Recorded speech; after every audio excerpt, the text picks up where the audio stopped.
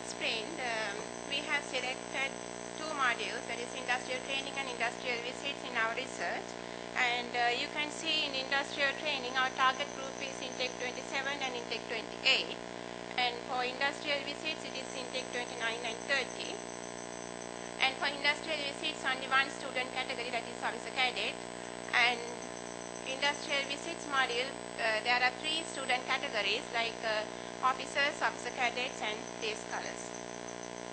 So to evaluate those two modules, industrial training and industrial visits, we use several performance criteria like personal attitudes, communication skills and work attitudes. And also considering stakeholders' expectations and considering literature review, we selected several attributes. So let us take the first one, first performance criteria, that is personal attitudes. And you can see 5 attributes.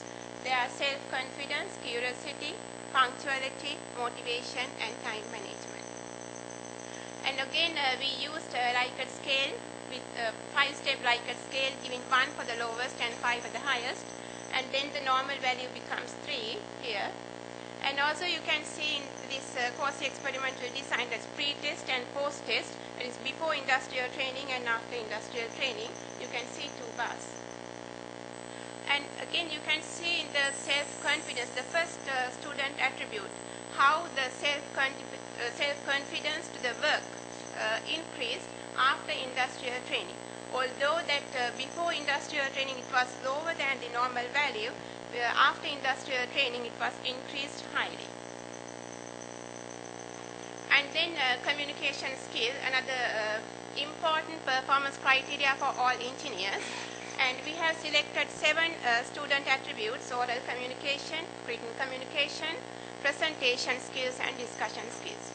So again you can see here written communication and presentation skills, less improvement, but it doesn't mean it's not good, because before going industrial training, they gain things because under their degree program, those things are included.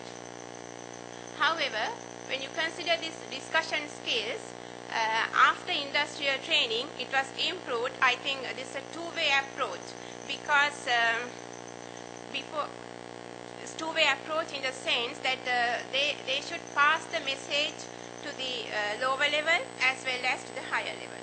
So with that, the students improved their discussion skill. So let's come to the third performance criteria, that is work attitudes. And again you can see 5 student attributes, very important ones: subject knowledge, adaptability to environment, problem solving skills, leadership and teamwork. So I highlight all those 3 because you can see higher improvement. And then the comparison of performance before and after training. And you can see here one important one, it's the attribute function as a leader. So especially there is no improvement, but although that before and after industrial training it come to a higher level, because the degree program, they have a lot of opportunities to function as leaders. But on the other hand, other things I think we have to improve.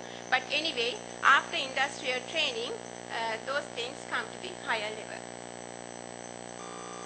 Then this is the third step of our OBE process, because anyway that we have to assess our students' achieved learning outcomes. So those are 10 learning outcomes designed for industrial training, and I think you can see very high level for first and 8th learning outcomes. So you may wonder, those are the 2 learning outcomes. So our students understood real life situations in their working environment. And the 8th one, they understood and they appreciated engineering is lifelong learning. There is no limitation for engineering education. Then what is the lowest one? Actually I said this is lowest, the mean score is 3.9. So what is that one? 6th learning outcome, it is experiencing financial and economic limitations in their role of engineering activities. So with those industrial training, I think the students had less experience or less time to involve this kind of activity.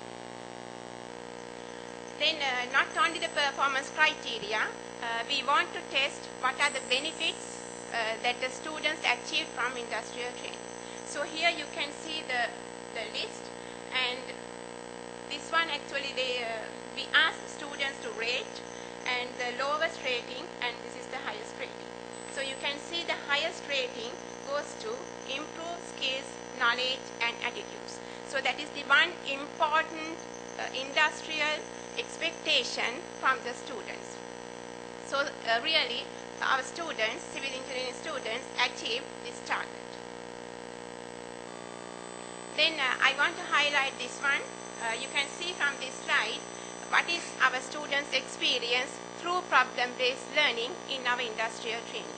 So in problem-based learning, always there's a trigger to identify the problem and then how to learn from this problem, how to face to that difficulty, and what are the remedial actions that they can take. So as the department, we are really happy because our students face this kind of scenario and they found what are the remedial actions. So that is coming to the conclusion. So this is an initial level of PBL activity because as Ramya explained, we are in the macro level and the initial PBL. And you can see all attributes, how those things improve.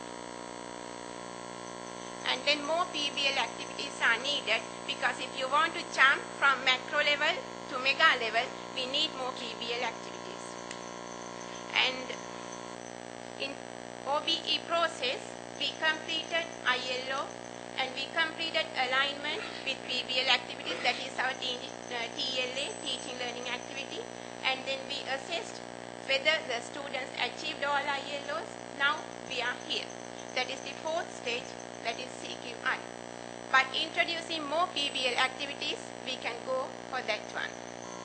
And also, we want to take feedback of engineers who are in charge of industrial training. I think with that one, we can complete CQI and further if there is any need to the improvement of our degree program, we can incorporate everything. So with that, I will wind up my presentation. Thank you.